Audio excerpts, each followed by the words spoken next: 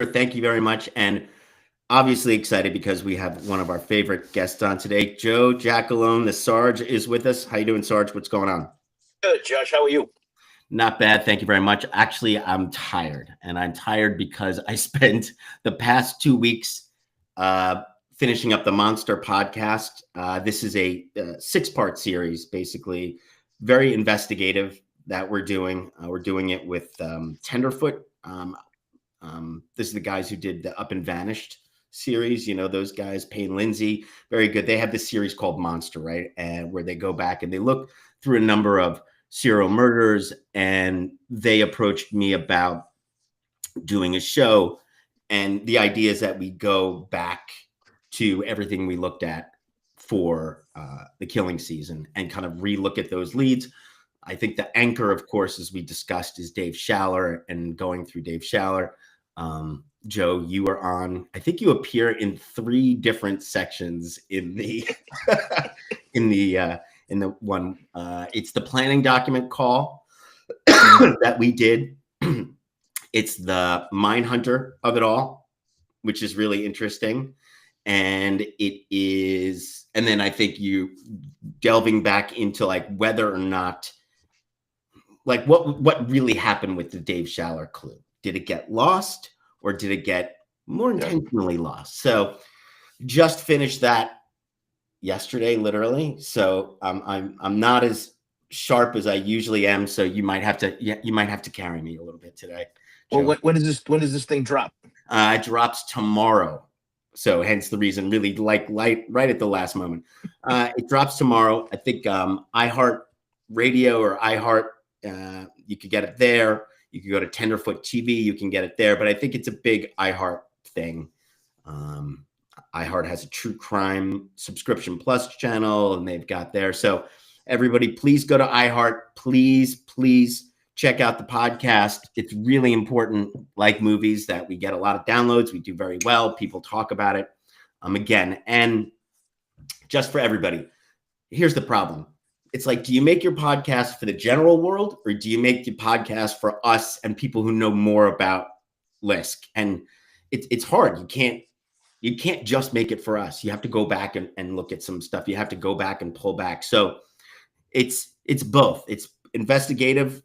It will recover some stuff that we've done and stuff that we talk about, but it also does a deep dive. One of the things we had to pull out, unfortunately, was all the combos about Asian male and Rex Heuermann, and this idea that maybe he's, not an idea, into transsexuals, because based upon all of his searches. I mean, that's really one of the big questions.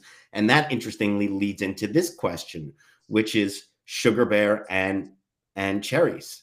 So, I mean, what do we think? We want to talk. Let's talk first about Cherries, right? Because that's the least connected, I think, to Rex. Would you agree?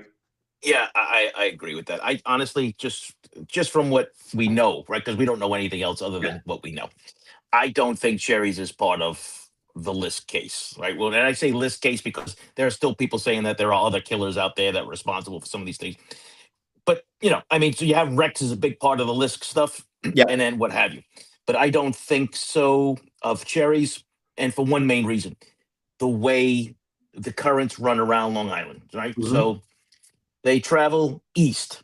Right. So if you look at on a map, and you go to where Mamaroneck is, where the suitcase is found. On Dolan's property, right? Right. Yes, on Dolan's property of all people, right?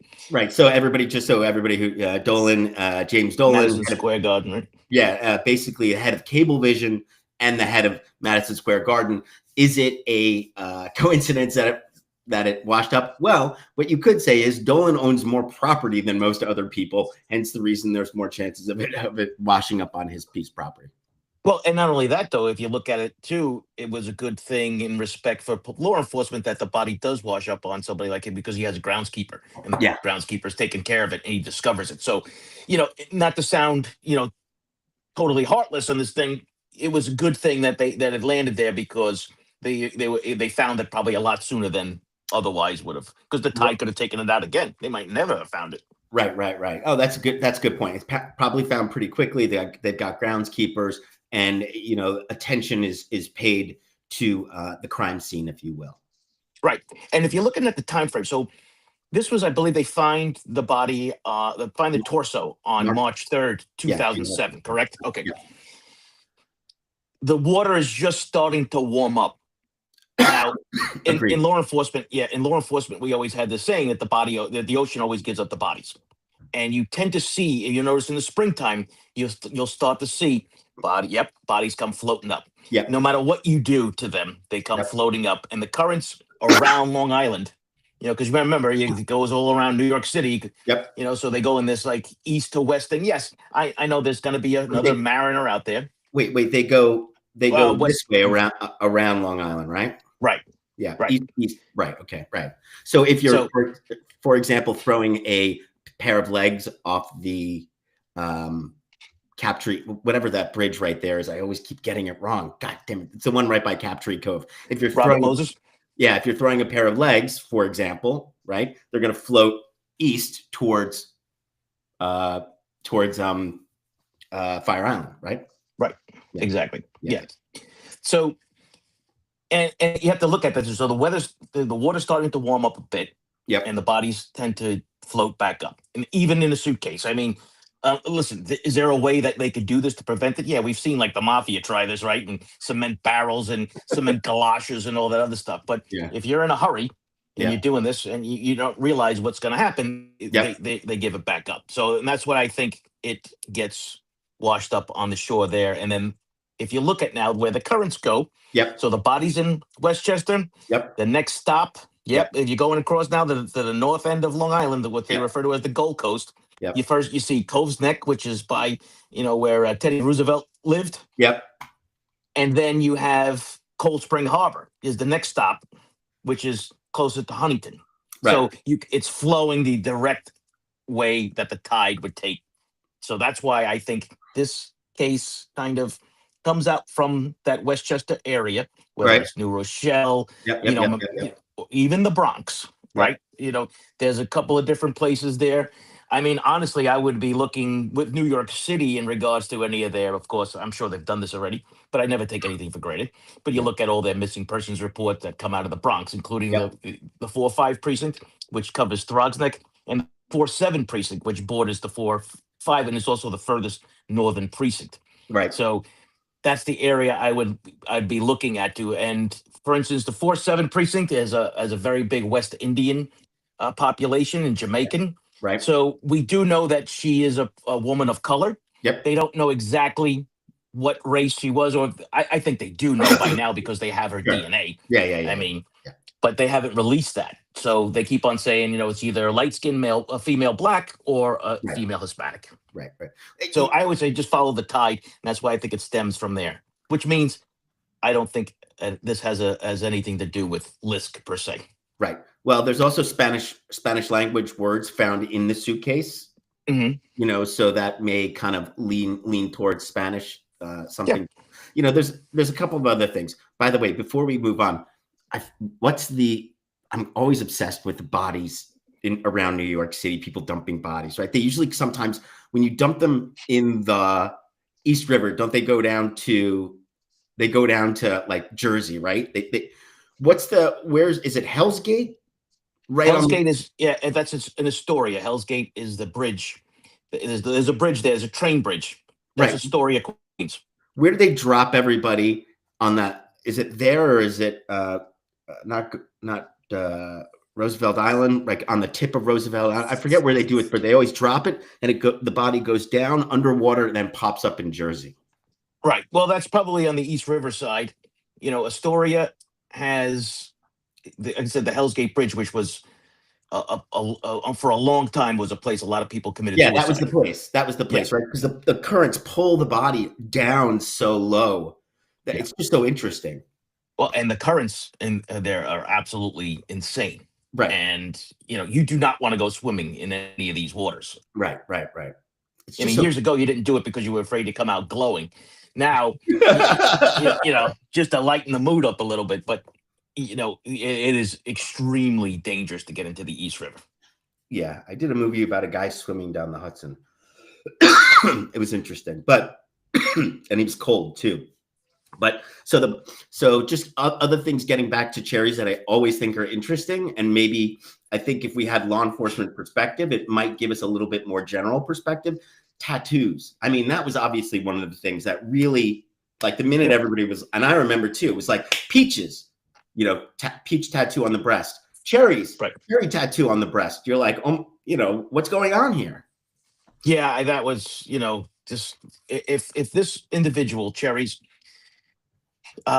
having a tattoo on the breast area, whatever, is not unusual, right? It's not unusual for a lot of folks. I mean, maybe for me, it would be. I don't have one, but yeah, I don't have one either. But for some of the women, right? This isn't. I have a tattoo. I'm sorry. That's it. This is a PG-13. Sorry. But I do have a tattoo that says, "Hello from the gutters of New York City." Oh, there you go. Which is the first line from the Son of Sam letter. A lot of people don't know that about me. Fun fact. There you go. Sorry. Okay. Yeah. Okay. So, terrific. Yeah. Great. Moving on. I'll show you my other tattoos later. But no, let's be serious. So Cherry's tattoo, it was always, very interesting. And I do kind of go back to the old threads and the idea of tattoos and Rex's kind of how tattoos are so entrenched into this story. It's just very interesting. A lot of sex workers, not to blame anybody or anything, have tattoos, Then you have the Khalil White, specifically Remy's Angel. The Remy's Angel. Yeah. And that is specific. And that's why we were always thinking that Peach's tattoo was very much could be part of that, because of the initials, that we still don't know what those initials mean, even though we know with regards to Tanya. So strange. Yeah, no, I mean, listen, from the law enforcement perspective, I mean, yeah, you would say, look at the tattoos and some of these victims, and you might try to put some parallels together.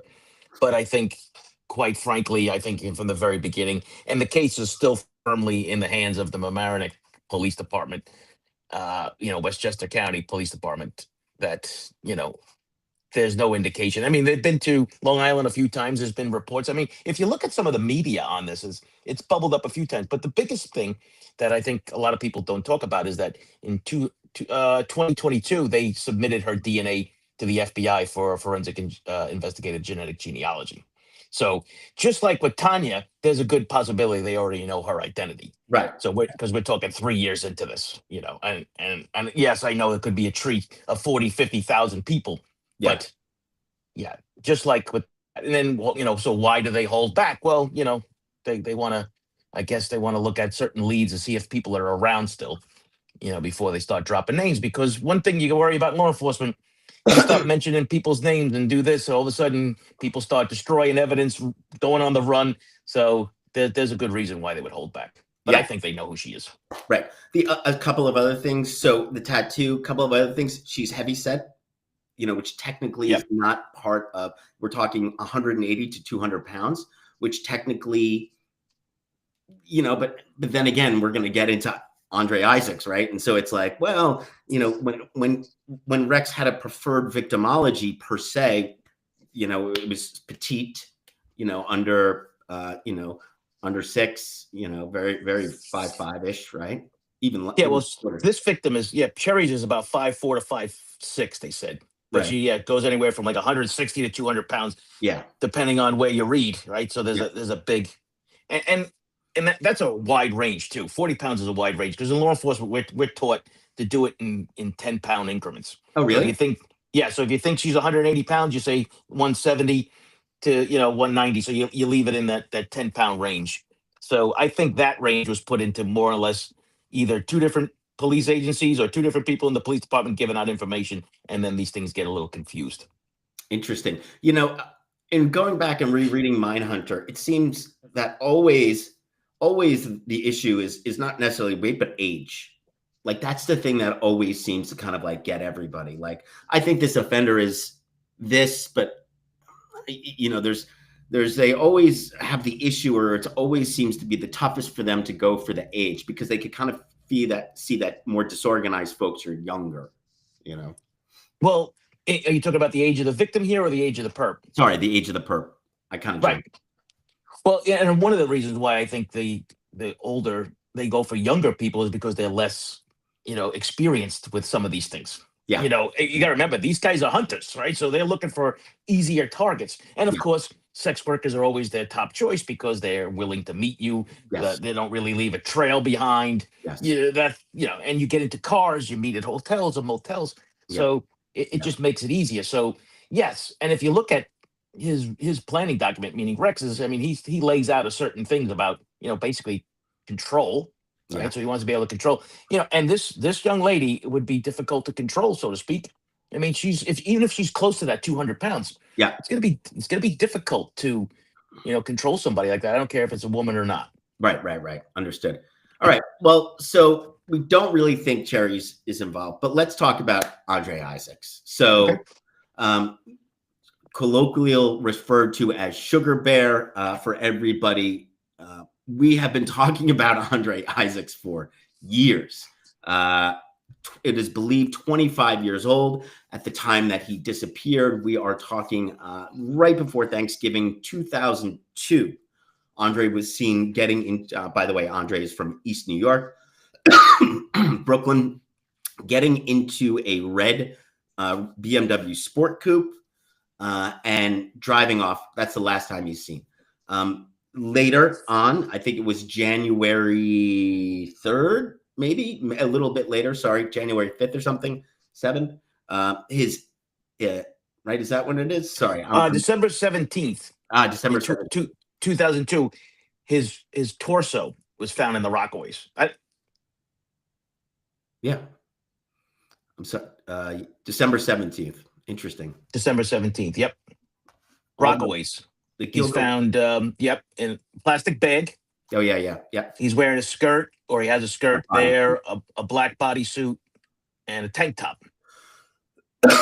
His head was found in the Mauritius on Yep. January 25th, Yep. 2003. January 25th. So we got November, December, and January. So within 3 months, this all comes together, and they start putting all these pieces together. Right. So, I mean, so first of all, I remember us always looking at Sugar Bear, but one of the first things was when they came out with the Gilgo Beach website, and they there's the question of like, it doesn't make sense victimology wise, theoretically, but other things do make sense. The dismemberment, right? That would be number one. And obviously the location of the dismemberment, Long Island. But remember, there are a lot of dismembered people tragically on Long Island, So let's look at it from a police standpoint. Go ahead. Well, let's handle the website thing first, because that was crazy. Because, like I tell everybody, listen, police officers, the cops, law enforcement in general, right? With the new technology, it generally doesn't mix very well. So I've noticed. Yes. Well, there's two. They actually gave away two clues. Yeah. In the website, the Gilgo, website that's run by Suffolk County. Right. So should we back up? So for everybody who doesn't know, there was a Gilgo Beach website that came out. Like, we had been starving for information. The same day that the belt came out, they announced the belt that was found, and that was big. They announced the belt, and they announced that they have this website, and it's gilgonews.com, and they are a bunch of victim profiles were on that thing. And I remember we were just like kind of messing around in the background, and we discovered that if you put in certain names, profile, there was a victim profile of Andre Isaacs, and we couldn't figure out, we're like, oh my God, why is there a victim profile? Technically not a victim of LISK, technically not of, one of the Ocean Parkway or what have you. So, but it was never published. They had just kept it in the background, and we asked them, and they said that they were testing. It was a test page. Yeah. I'm not buying that. And here's the reason why I'm not buying it. First of all, they created the page, and when you test the page, right? So I've played around with building websites for years. You're pretty good for a cop, right? But I had to learn, right? So I had to do a lot of this learning bit. But the problem is, the problem is for that story about this was a test site. The entire story was there. They did the entire story, was there, soup to nuts. Yeah. And when you practice page, they give you this, like, I call it the Latin gibberish on the pages. And yet Ipsum, yeah, something, whatever it is. That's your test page, right? yeah. So I mean, if you're gonna test page, and even if you wanted to, you don't need to put any words in it because the words are already there, even though they're all nonsense words. So the point was, I didn't buy that. I never bought that story. Well, nobody bought it. You don't go through. You don't create a test page with a creating the whole, writing out the whole narrative, putting the picture, like it would be somebody else. So the question is, though, why did they do it, and why did they not put it on? Like, then if it's a mistake, then what does that mean? I think they were, and this is just my opinion, they were arguing internally if this case belongs or doesn't belong. Exactly. So they said, you know what? Let's create the page, and if it is, we can always just add it into the whatever the website thing is called. Yeah, into the mix. I agree. Add it into the web map or whatever they call it. Right. So but they gave another clue in that when they did the thing with the belt, they had as the name of the belt, they had Barnes's name. Yeah. .jpeg. Yeah. We saw. Yeah. Which just goes to show you that the cops are not into exactly how much information they were actually giving out way back when. Will they still be careful with that in the future? No, they won't. They'll still make mistakes. But here's the thing. It's very speculative to believe that Andre Isaacs is a victim of Rex, and obviously, we know from law enforcement perspective, law enforcement doesn't like to be as speculative as us, right? Exactly. So, but it obviously is close enough that they considered it. Yes. And partly, I think they considered it because of the dismemberment angle of it. Sure. And also, if you're looking at it because Andre is a transvestite. Yes. And you have Asian male doe in Gilgo. Right. So there are, like you said, speculative connections to some of these things. So I think that's why they included, because Andre's head was found in the Mauritius. Correct. So, which is not as far as Sandra Castillo. Not too far. Right. It's we've got that. It's pretty close to Manorville. It's obviously south. We know he's been throwing body parts, previous victims at that point, specifically Karen Brigada in the Bay. So there's that connection. Do we want to pull up? We can look at it a little bit. But, as you're pulling that up. Yeah. So from the investigative standpoint, you look at what we refer to as similarities, right? Or dare I say the word patterns, right? So you look at different things, and listen, two similarities makes a pattern. So if you have somebody who has been dismembered and you have other victims that are dismembered, it's part of the pattern, and I think that's why he gets included in this. But I'm not 100% convinced that he is, and I'm not 100% convinced that he's not. We don't know enough. Sure. But it's dismemberment is so, it's so pretty common. It's pretty common. So you tell a terrorist, at this point, especially murder victims. Especially either serial murder or drug crimes. You're getting a lot of dismemberment. Well, and here's the thing, though. He's actually witnessed getting into this red car and driving away with a special friend. With a special friend that the mother refers to him as a special friend. Right. Without his pocketbook. So he doesn't bring his personal stuff. Right. Yeah.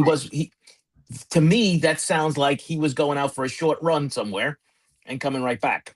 Yeah. Well, what is that? With that, it's either quick sex or quick drugs. I mean, sorry, I don't want to make. Right. But I'm just saying, it was. But now, once again, though, that's another kind of similarity when you start looking at some of the other victims as they find out down the road. Because remember, allegedly, Rex convinced some of the girls to leave their pocketbook, leave their cell phones at home and all leave that stuff behind. So I think they looked at it that way. Sure, but I mean, we're not at all suggesting that. We're not at all suggesting that Rex is driving the red BMW sports coupe. Not at all. So he's actually a male Hispanic. That's right. That's exactly. Actually, Divine. But I'm just talking about, similarities and kind of thing, why law enforcement would even include this, right? They would look at certain things and say, well, maybe he left and came back or whatever and then met somebody else, which is still unusual or, far from, I think, reality in this. Yeah. So you're saying it as a victim of LISK. Right. Right. Well, let's go. There's some pretty compelling arguments and there's some pretty interesting arguments. First of all, just to share with everybody, just so they could see it.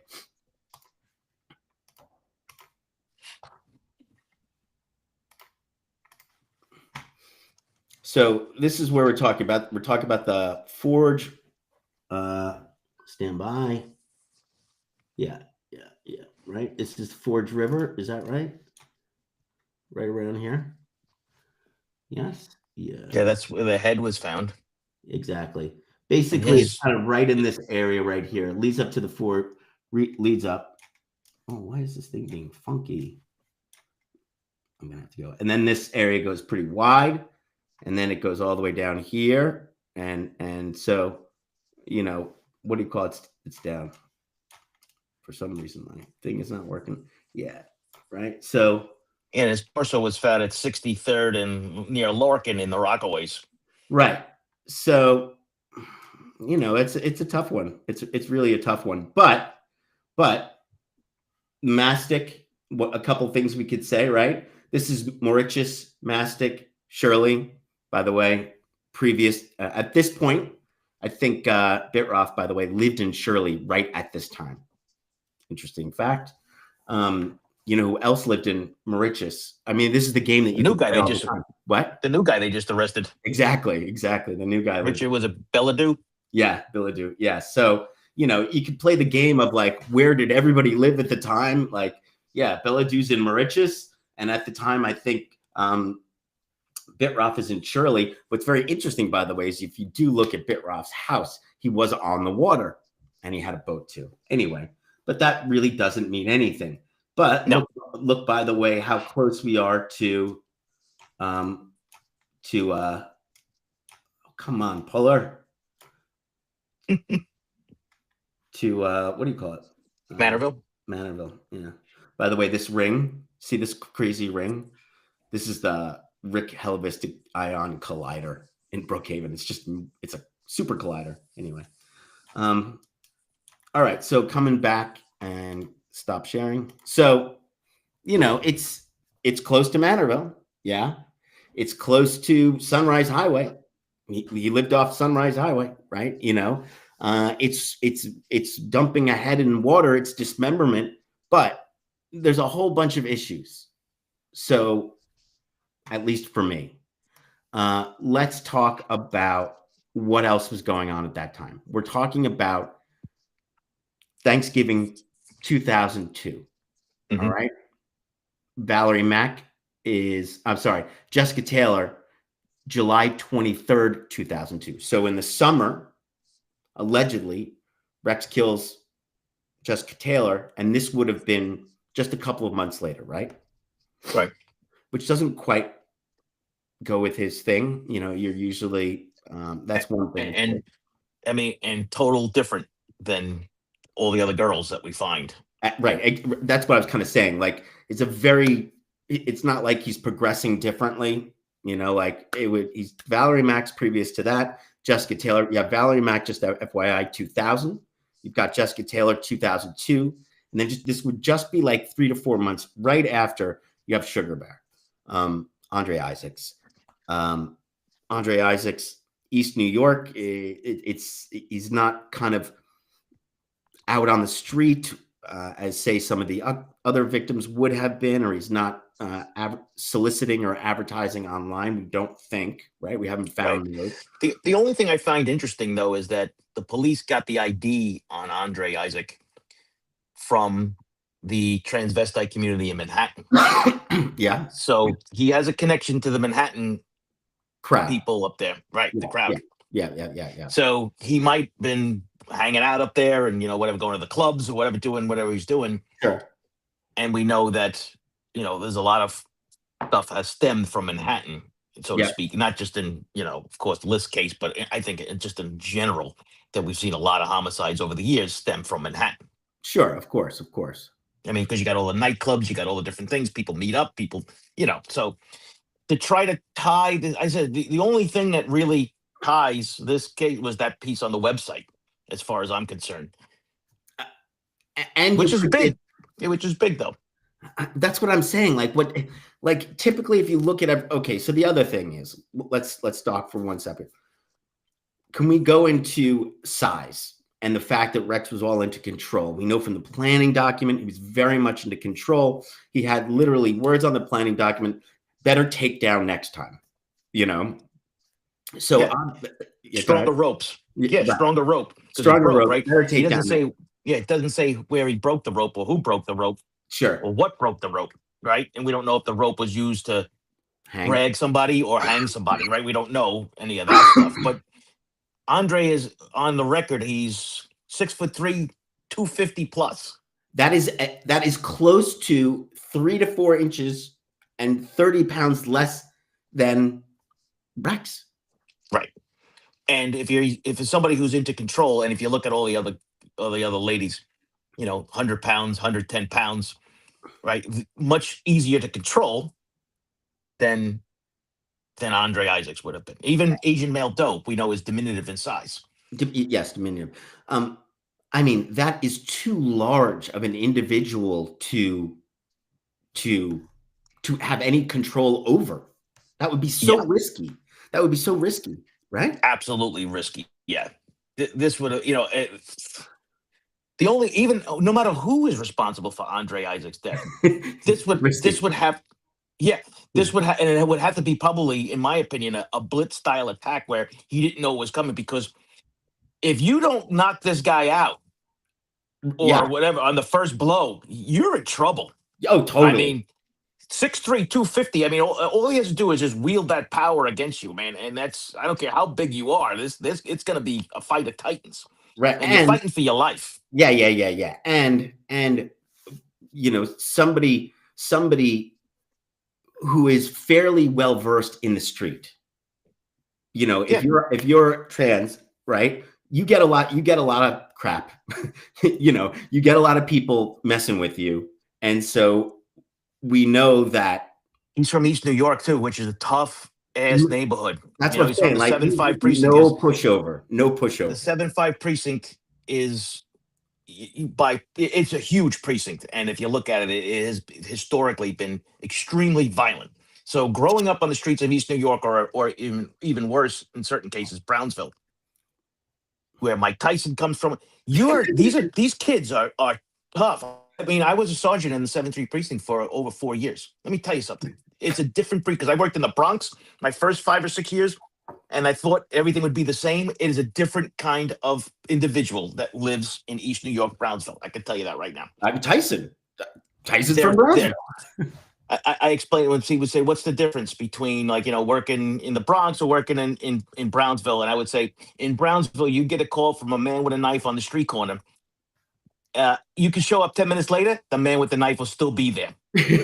Yeah, that's the difference between in the Bronx. Because in the Bronx, the guy would leave. Yeah, and he would get there and the guy would be gone. Nope, they're waiting for you. Yeah. And that's they don't care about tough, you. Tough breed of people. So in so many aspects, I would say this guy not only street smart, but he's tough street smart. But that's what I'm saying. I'm saying. Hence the reason. Now let's go into the weapon, a Glock. Okay. So, which I have a problem with. I have a problem with they say Glock. Like, how do you know the type of gun that was used? The bullet's not going to tell us that, unless they have ballistics that brought us back to another gun that was recovered. See, they get a ballistics that says from another crime scene. That's the only way I could think that they do this. Because wait, I'm confused. You're telling me if you have a bullet, you can't tell what kind of gun it came from the ballistics on the bullet, from the grooves on the bullet? Every gun's different. Yeah, but how do I know? How do I know from all the bullets that were fired on all the Son of Sam victims that it's 44s? That's a 44. Because that was a revolver. Okay. So on a 9mm, you could any gun that shoots a 9mm. It's just not Glocks. You got Sig Sauer, you got this, you got that. So Yeah. And he was referred to as the 44 caliber killer because that's what the bullet was. Yes. That's right. So if you notice, hence my they're not tattoo that I keep saying talking about, but we'll show everybody. right, but they're not saying he was the 9mm killer because it's probably the most used round out there. Of course, Glock is. So I thought that was a faux pas that was released by accident. The only way I could think that happened is if they have another bullet or they've recovered the gun in another situation way back when, which would then eliminate Rex too, because this was done way before they announced that. But wait, Rex has a Glock. Yeah, so do I. Everybody's got one. Everybody does, right? And it's probably the most popular 9mm out there. Yeah, I don't know. Listen, even though I had guns because of work, those are the only guns that I possessed at the time. I mean, I didn't have any other guns. But if you look at it, I'm sure there might be somebody in here, whatever, who was a gun buff, and I'm not saying anything derogatory. They're gun buff. They're into guns. Great. But I can guarantee you that the Glock is probably one of the most popular, if not the most popular 9mm hand out there. No. Of course. I mean, I think that's actually well established that the Glock is technically the most popular gun. Yeah. I don't listen. Police departments all across the country use them because they know that cops don't take care of their stuff and they want a gun that they want to be able to shoot. Stuck with lollipops and lifesavers and everything and fur balls on it. Yeah. So also the temple. I thought the temple was interesting, like more of an execution, more of more of a kind of execution style slang, not business per se, but maybe. Well, that's why I was saying that blitz style attack, right? So it was just one of those. Yep. And because other than that, I don't think he'd have been controllable. Yep. But the issue that comes down to is that it would have to have been somewhere within, I'm assuming, a vehicle. Do we know what temple it's in? Is it in the right or left temple? Because then you could say it's either the driver or the passenger, right? You could start looking into some of these things if it's happened in a vehicle. He got into a vehicle, so you're going to assume passenger. So you're going to assume it's the left temple. Left. Yeah. Right. And that doesn't mean that the guy who picked them up is the killer either, right? He could have gone to a party. I don't think so either, right? Right? He could have gone to a party and done something else, or they brought him somewhere. I mean, we don't really know, yeah. But the thing that makes everybody think it is, it's not the dismemberment. It's too common. It's not the trans part of it, too common. It's not the Long Island, it's not the Queens, Rockaway Beach, that's all too common.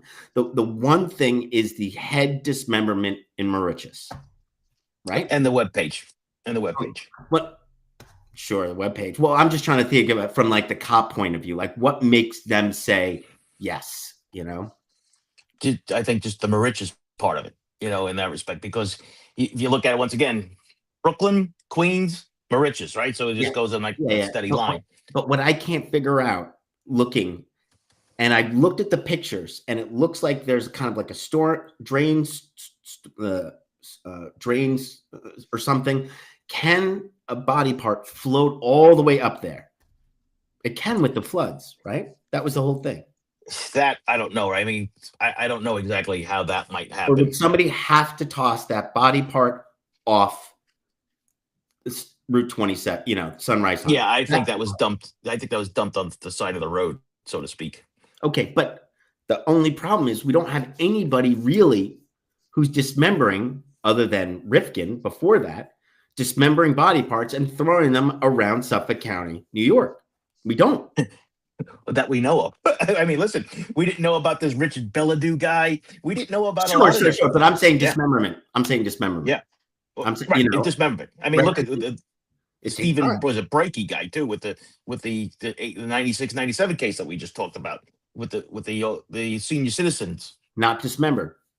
Right, I understand that, but I'm just saying we're finding all these things out now. We'll find out something. Yeah, a whole bunch of killers, but not dismembered, and it does take a lot of time. So let me rephrase that statement: dismemberment should be probably more importantly, and then the Mauritius. But then let's look at it the other way. The victim is way too big to control. Rex was into control. It's about he's a sexual sadist. It's saying, I'm going to hurt you. I'm going to kill you. and getting off on that reaction, right? But we also do know that on his planning or on his Gilgo searches, he had BIPOC person of color and transsexual. We have Asian doe. So we know he is definitely looking and experimenting with some of the sexual proclivities of his victims. And he uses terminology that's kind of degrading too on his search Sure. in regards to that group too. So and remember, those are the only ones that they said they Slave could or actually something like that. Slave. twink, those kind of things. Sure. Yeah, so twink. So he was using derogatory terms for people that do this. Mm-hmm. And the other part of this whole document that he has too, like I said, he lays all this stuff out. He makes things. He knows that there's surveillance. He knows all that stuff. So taking on a 6'3", 250-pound person, I mean, I just don't see it. I don't. I mean, there are plenty of people that are going to say, "Oh, come on, Joe, what are you talking about?" I mean, I just don't see it. I'm sorry, I don't think so. Yeah. Well, it's very risky. However, Rex engages in risky behavior often. We've seen often him engaging in risky behavior. Amberlynn Costello, unbelievably risky to have his kid seen and go back. But there's other risky behaviors. Shannon Gilbert disappears in Oak Beach. Police theoretically are searching for her, yet he is discarding victims on Gilgo Beach while police are searching for Shannon. So other risky behavior. There's a lot of risky behavior that is doing. So here's the other part. And by the way, thanks everybody for all the comments. I've been reading them. They're so great. I appreciate Joe. Joe does a much better job than I do shouting everybody out. So thank you everybody. It's a learning thing. Yeah, I know. I got to get used to that. So thank you everybody. Also, please remember, don't we have some merch? We have some merch, right? Oh yes. Well, we both have the same individual. Jan. Wait, you have a Cropsey t-shirt? No, I don't have it. I don't have. We have the same person that does our merchandise, though. So that's right. One-stop shopping at Just Ask Jan. You can get sinister stuff. He's great. You can get Cropsey stuff. I love and it. You can get True Crime with the Sarge stuff. So it's kind of cool. Right. So we have like Cropsey shirts, and I'm gonna get the poster on it. I'm like a black t-shirt type of guy. I'm gonna get the poster on it. The other thing I want to tell everybody, this is actually really important, and keep this a little bit on the down low. Yeah, so let's do it on YouTube. Go ahead. Yeah, exactly. We're going to be posting on our Patreon full interviews with a number of people that we interviewed around the killing season time. So we're talking a full interview with Richard Dormer back in 2013. Oh, I'd like to see that. Yes, exactly. I'm telling you, man, Richard Dormer, I liked him. I always originally thought he was like the funny granddad, old school cop. He was an old school cop. But he's not. He's actually on the money. Yes, we're gonna have Cropsey posters. We're gonna have Cropsey posters on our t-shirts. But to get back, we will be posting some original interviews front to back on Patreon that you can go and watch. And there's a lot of clues, I got to tell you. Like, if you listen to Dormer, he talks about a lot of stuff. He talks about his interactions with the FBI early on. He was the original one killer versus the two killer theory. He had spoken to the FBI. Well, I like Dormer for several reasons. One, like I said, he was an old school cop, the old Irish brogue, and he was in there like no nonsense kind of guy. But he was very straightforward with it, right? He's the one that said, we might have a serial killer. I mean, which almost fell off the chair when he said that, And then the fact that even though the whole system was stacked against him, he and Spode are fighting, in public about how many killers there were and everything like that. He kind of stood his own as far as I'm concerned. And basically as an appointed position, knew fair well what was going to happen to him, So he didn't care. He was basically, I'm going to get this out there and that's it. Fire me or not, I don't care. Yeah, I mean, that's why I like the guy. To be honest, died way too soon too. Yeah. I mean, that's the other important thing is he passed away. No, I never did hear the ER doctor interviewed by the LISK podcast regarding Shannon Gilbert. I should. But so it was very interesting. He talks about a lot of stuff. He talks about the burlap. He talks about the FBI. He talks about some of these other victims. He, of course, talks about many things. So we have that interview. We're going to do some early Bob Kolker interviews. We're going to do some really early interviews that we did back in 2015. So you guys could go on there and re-listen because there's clues in there. I mean, and I haven't even listened to them all. Look at the clue that we got from Dave Schaller. You know, there's more clues buried in this. So we're going to put these full interviews up so people could go back and look at them. All right, let's get back, please, if we can. Andre Isaacs, and something we've been holding back, but is very important. Khalil White. So Andre Isaacs lives on the same street as Khalil White. You know, the police interview Khalil White, and in interviewing him, they ask him about Sugar Bear, right? We said on the show, what was it, 2 weeks ago? I can't remember. Khalil White is arrested outside the Golden Key, right? Right, when we talked about Eastbound Strangler case. Yeah, he's the name that just keeps on showing up everywhere. That's what I'm saying. There's something. Our spidey sense has been pretty good so far, right? Yes. There is something going down with Khalil White. The fact that his name pops up all over the place with different cases in different states to boot. You know, that's the kind of thing that, you know, and listen, he's running in that circle, that circuit, right? So he's running in that circuit, so he knows a lot of these people, knows who a lot of the players are. And for law enforcement, he's probably a good source for information in the very beginning of this case. And that's why his name keeps on popping up in certain aspects. And he seemed to have been in the beginning kind of open to discussion. Khalil White, Khalil White, for everybody who doesn't understand, Khalil White is Remy. He was the pimp of Jessica Taylor. We had interviewed him for the Killing season. I'll put that one up. That's a wicked, interesting interview, you know. And by the way, like when we went to interview him, like that was not safe per se. Like you didn't feel comfortable. He had it's like, meet us here. We're gonna go here. You know, we drove to another place. He had obviously like two guys, you know, on either end of us. Like it was strange that this dude would be willing to talk, considering he was I don't know, but he was definitely kind of, you know, loaded, you know, and making sure everything was going down. Well, like I said, he's running in that circuit, so but you know, just from the respect of, like I said, between Golden Key and Atlantic City to Manorville tie-in to, you know, to all these different, you know, so that's what I'm saying. Is that coincidence? Well, I always tell you I don't believe in coincidences, but it just seemed that's my next tattoo. I don't believe in coincidences. Joe Giacalone. But I mean, like I said, this guy is, you know, all over the place in this whole kind of industry. Let's put it that way. So the industry. Right. So then he wouldn't be. I'm very interested to see what he said. But then again, he told us some incorrect stuff. He said that Jessica Taylor was wrapped in burlap, which we now know that wasn't true. But he had said that to us, so we were trying to.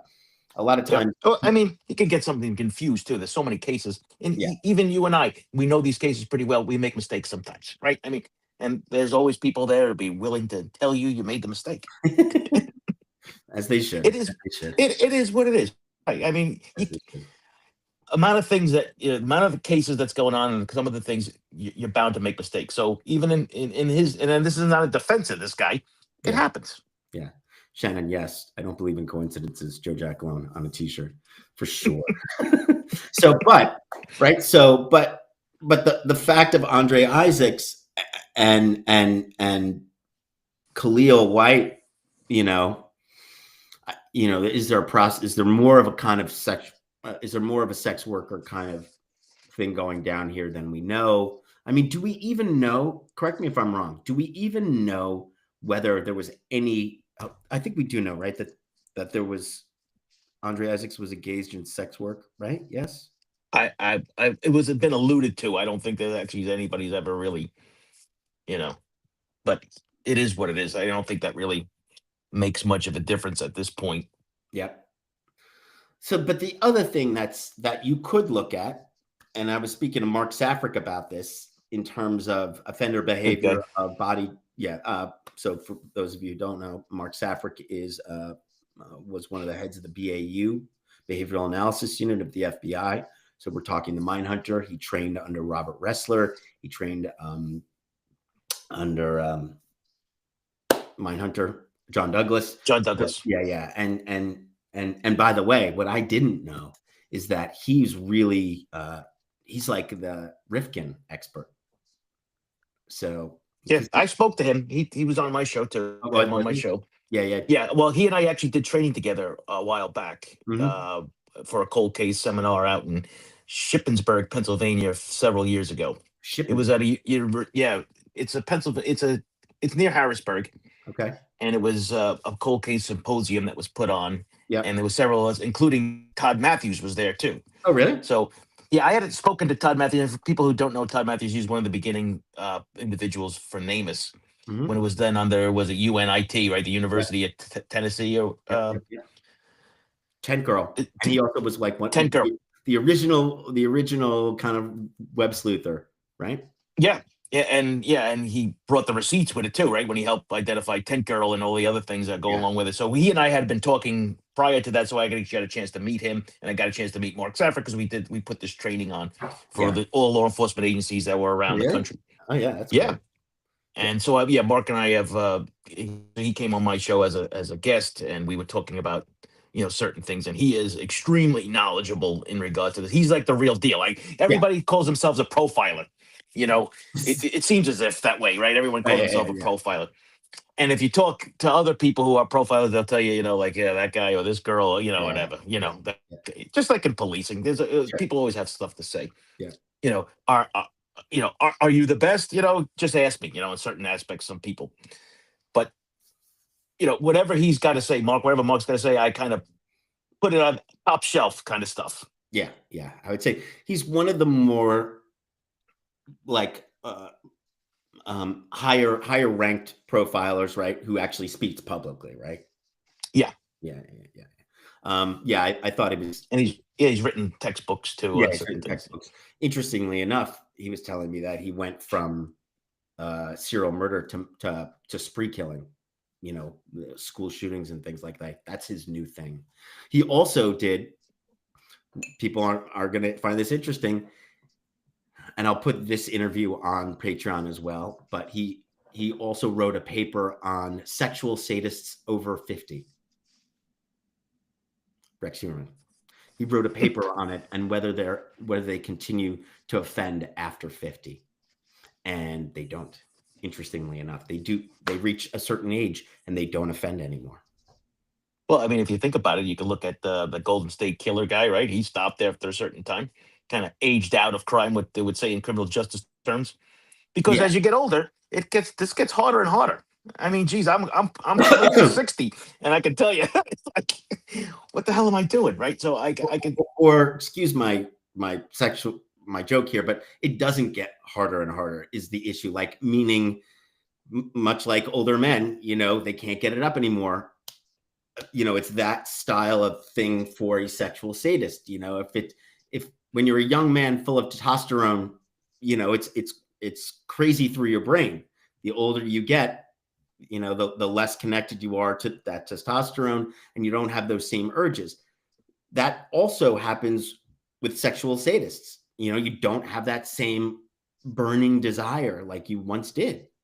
Yeah, because for them, it's not so much the act per se; it's the actual thrill of the kill and the thrill of the chase and all the other stuff that goes along with it, and that's what gives it that quote unquote sexual component. A lot of times, I think people get that confused with the actual act.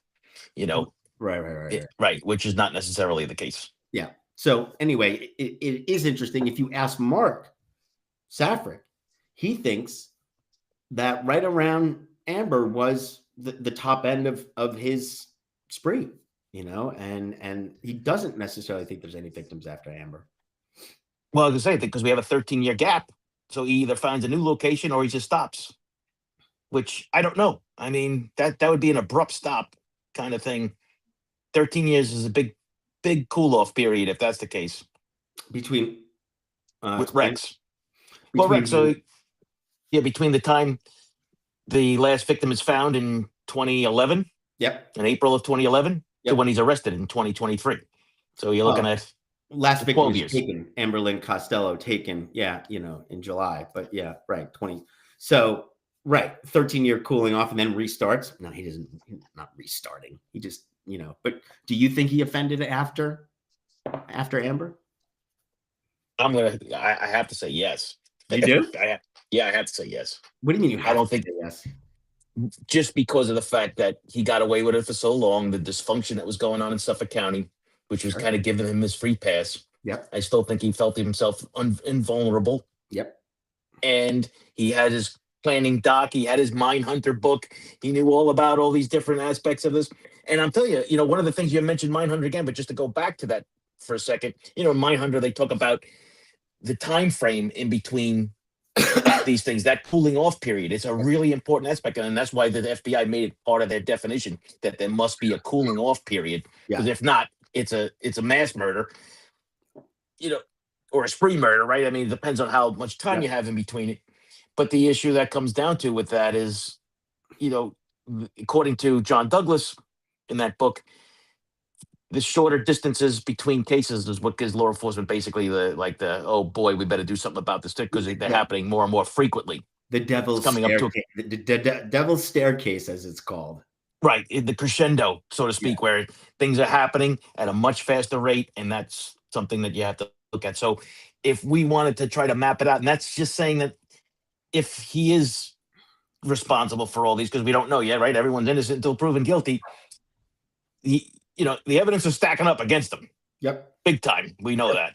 Yep. But the issue that comes down to is if there are no other victims in between those, we could start plotting out the time frames when they disappeared, when they were found, and then you can start looking at where those time frames are starting to get closer and closer. And did he meet this crescendo? And if you're talking about Mark saying it, that's the time he gets to it. Crescendo meaning like, all right, it's the top. Well, somebody said correctly here. Let me go back. Bubble Tea, I wonder why Rex bought a burner phone before being arrested. Was he going to find a victim again? Well, if you recall, then Commissioner Rodney Harrison was saying, basically, I mean, look, they moved pretty fast on him. They knew about this guy for a while. Yep. And then, and then they moved on him shortly thereafter with the burner phone. Yep. So was he actively planning something? That's what I said. I think yes. Because law enforcement, and we'll find that out because that's going to come out in the trial, I think. Do you think so? I think they're going to ask, why did you move on him at this point? If you had enough evidence to lock him up while you're waiting. You have a guy that's allegedly a serial killer and you just let him stay out there in public for another couple of weeks or months while you were doing this. Oh my God. That was, I mean, I think it's a very, very good point. A very good point. By the way, it just makes me crazy. Not crazy, but can you believe he was arrested? When he was arrested, he had old burner phones that he saved. Yeah, he's a hoarder. Thank God. What are you doing? Bro? He's a hoarder, right? We know we have 400 electronic devices, all these other things that we've already spoken about. He's a hoarder, which means that there are other pieces of evidence that we don't even know about yet. Yeah. Yeah. So, oh, for sure. Anyway, so let's go back to Andre Isaacs. So we have Khalil White, very interesting. We have the dismemberment. We have a couple. There's still other issues of Khalil White. Obviously, the police believed it, right? But what else? We don't know where the family was in Thanksgiving because remember, dismembered, right? Mm-hmm. So where is that dismemberment happening? Is that happening at the home? Also, by the way, much bigger individual. Are you going to bring that individual dead weight downstairs into the basement, dismember, and then bring back out?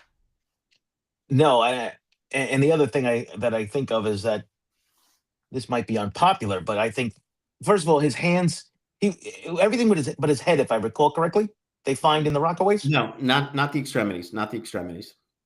Right. So his head's missing, but the head had the bullet in it. Yes. And the person removed the head just because of the ballistics in there. I bet you they tried to get the bullet out in that respect. That's the only reason why I think of that the head was taken off in that respect, so that they couldn't match up the ballistics to the gun.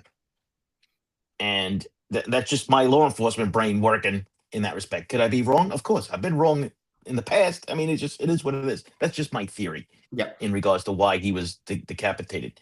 And you take a look at it. I mean, it's 63 miles away. Yep. From where the torso was found, because they find his legs. Right now, they do find his legs and hands. Again, somewhere they find. Did they find other pieces of him? I thought in the bag. I could be wrong. Happens to me. No, I think because I had an address on here, 22 Old Neck Road in Santa Mauritius. They found other remains, but I don't know if those other. Yes, yeah. Right. So he was. So this person did try to, other than just his head, right? So, yeah. Like I said, sometimes you get these cases, you get so many different things going on. This is forget, but this is only this case. Yeah, I have Aton Pace and all these other cases. It's crazy. So right. And found near the train tracks as well. Train track, yeah, that's the 22 Old Neck Road. That's where the house is now, because back then there were no houses. That's right. By the way, but it's interesting, by the way, if you look at the train, Valerie Mapp was found near those train tracks, up in Manorville, so also just kind of interesting a little bit, just going by like the train tracks way anyway. Yeah, I still think, like I said, in this case, the Andre Isaacs things, I think that the big red flags here are the webpage, them saying that it was a Glock, that they have an eyewitness saying that he gets into a red car, those kind of things, mixed messages in that respect about, who could be responsible ultimately. We don't know enough. The weird thing is you don't believe it, but the police do. or they did. Remember, they did. Well, that's the operative word there. They did. They did. Right. And we know everything has changed in Suffolk County. Sure, but everything. And Nassau County too. I mean, they're really stepping up their game too. Yeah. I mean, I'm just trying to think whether Kevin, who's the lead, who's the chief detective, Kevin Breyer. Thank you. Lieutenant, whether he was around back in, obviously, when the Gialcalone. He's been around forever. Yeah, it was happening. So whether they believed it, but it could have even been earlier. It could have been earlier. I mean, you never know. Maybe they were just doing it to like have so that they wouldn't have to redo the website. Go back to the same person. It's like, like I said, I think it could have been internally, like he is or he isn't. You know what? Let's just create it. And if he is, we could just add it. I don't think they ever thought in a million years that someone would discover it. What else? A million years. It was ridiculous. What else we want to talk about? Do we want to talk about Tanya Rush? Well, we can, in respect that, I know people are saying about, because this is kind of like the tie into Cherries. Yeah. She's found in a suitcase that is very similar, if not the same kind of suitcase, which actually is listed as a Gear Protege brand suitcase, a black one, but they're sold at Walmart and they're sold basically everywhere. So it is a very popular type of suitcase that you could buy just about anywhere. So, but she's found off of Newbridge Road, getting on the westbound Southern State Parkway on the way towards New York City. Southern State. Southern State. I mean, and the two burner phones. Which, what are you referring to? Oh, sorry. Answering a question? Sorry, you didn't see the question pop up? There was a question that popped up. Not on my side, yes. Oh, that said, we know how many burner phones. And it was they recovered two burner phones. And 364, I forget exactly, 351 devices, electronic devices. 408, I think it was. 1200, what? 408. 408? Yeah. And I remember they talked about, and the funny thing is they have 400 electronic devices and they go, and a Palm Pilot. Kind of like they threw that out there, which I think is another clue. If you read, it's super interesting. I want to see if I have it, to read the Palm Pilot page. Like, that's stupid. Yeah. But that's my point, right? Because once again, the police, I think, gave everybody a clue. Absolutely. Because they're like, 409 devices and a Palm Pilot, like that wasn't part of the 408, 409 devices. Right. And someone could, if somebody's out there, someone double check my facts on that. What? 408 electronic devices or 409. I was looking at police reporting, but You know, I was looking at police reporting, but it's I so. think I'm right, but someone double check it. You know, I can't bring it up now because I'll lose my connection to the, Well, I'm the looking for stream. the planning doc. Oh yeah, I found the planning doc. Um, Yeah, one thing I do when I'm online doing the shows, I don't touch anything because I'm you afraid know of me. knocking myself off I or always make knocking off the mistakes. microphone. Yeah. Yeah. So if somebody can just Google it for us and How just find many? out that how many electronic devices were recovered in the search warrants for Rex Sherman's home, that would be Yeah, but good. you're asking within the search warrants specifically. Yeah. Right. I believe it's 409 or 408. So if you look at in the planning document, there's the Palm Pilot, the 2003 Palm Pilot, which is basically, The precursor of the iPhone kind of stuff. exactly, and it has a date book and it shows, but not only does it show the wife being out of town in Vermont, which is, I think that's why they put it in there. Like the DA's office put it in so like we could see examples of where the wife was. But if you go in and you look more on it, you'll see it says he was going to Manorville. He was going to the Peconic River Sportsman's Club, and it says like shooting on that day for Jessica Taylor. So that's just so interesting. Yeah. Yeah. Well, like I said, I think that was another clue that law enforcement gave everybody, either on purpose or not by accident, about the Palm Pilot. Right. By the way, people asking, do you think they're going to see an arrest for Andre? Not from Suffolk County, I don't think. Right? I mean, if they ever do, and like I said, there's the fact that if he's found in some plastic, yeah. So bag. and maybe some evidence got trapped in that plastic. Oh, by the way, like hair follicles or something.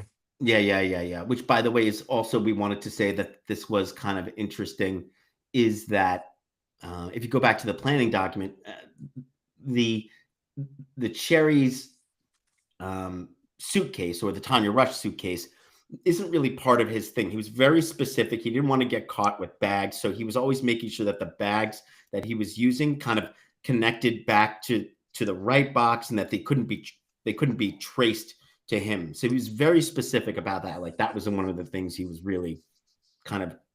Yeah, and if you want to throw in Peaches in the mix of this, Tanya Jackson, I mean, she's a Rubbermaid container. She's found in a Rubbermaid container. Right. And we also know, which is found in just about everyone's homes. Yeah. Well, we also know that the betting, because remember there was like a betting. Wamsuda, I think it is. Wamsuda. From Rockville Center. Like that was one of the early web sleuth things, was from Rockville Center. So yeah, they did a great job on that. Those in the very beginning, they really remember pulled that thing apart. Yeah. That's why I was like, oh, these they're on the money. They're on the money. So, all right. So some conclusions, we don't want to make guesstimates here. We don't want to do anything, but Cherries probably not, right? Or at least my opinion. My opinion is I don't think she's included in this mix. Andre Isaacs, hard to tell, because what does law enforcement have, Suffolk County, that you don't or I don't? Meaning, is there another piece of information that would lead them to believe, and therefore to put Andre Isaacs, on of course, they always know more than we do, or know the public does. And I just think that, like many of these other cases, they need the evidence to be able to prove it. Yeah. And if that evidence doesn't exist, you can speculate as to the sun goes down, and it's not going to matter, right? Yeah. Oh, it's got to be this. Because sometimes I hear that argument, like, oh, come on, it's got to be this. Well, no, the police need evidence. Yeah, the police need evidence in order to do something, right? Oh, that whole thing where people online put all these stories together, and then it's like, great story, where's your evidence? Right. They need the evidence. Oh, come on, you can't understand. Well, yeah, of course I can understand. And I understand your point. But from the law enforcement perspective, they can't go into court and go to the district attorney and say, well, come on, look at the connections, right? All right. So evidence. That was great. Thank you very much, Joe. So yeah, I'm not sure. I mean, just from the offender standpoint, who knows? We'll see. But what are we going to talk about next? Have we decided what we're going to talk about next? Not yet. I mean, we're going to look at I think there's some of these other Long Island cases, but you know what? I think we need to also take an expansion view too from other situations that are developed or around the country and take a look at. There's some really interesting cases going on out there, Yeah, and so whether it's yeah, go whether ahead. it's Connecticut or Oh, you want to look at or my Route 8 serial killers, don't you? Yeah, it's a good one. yeah, I do, It's a I good one. do. It's a good one. I was just thinking about that. Well, you're gonna have to deal with some state troopers, so you know we'll deal with some state troopers and some false. We'll figure it out. Thank you very much. Thank you everybody for joining again. Please remember to share, subscribe. Please remember we're going to be working on our Patreon. Most importantly, thank you, Joe, for joining us. As always, wonderful to have your knowledge. And remember, guys, we've got a big podcast coming out tomorrow. This is Monster, the hunt for the Long Island serial killer, or I think it's Monster, hunting the Long Island serial killer. And that is on iHeart. You can pick it up, 6 episodes. You can binge it all. And then please come back and tell me all my mistakes and and how well, if we did a good job or not. All right. But thank you, everybody. Thank you, Joe. Great to see you. Jen, Yep. Sinead, all you guys, thank you so much. Really appreciate you. Thanks, everybody.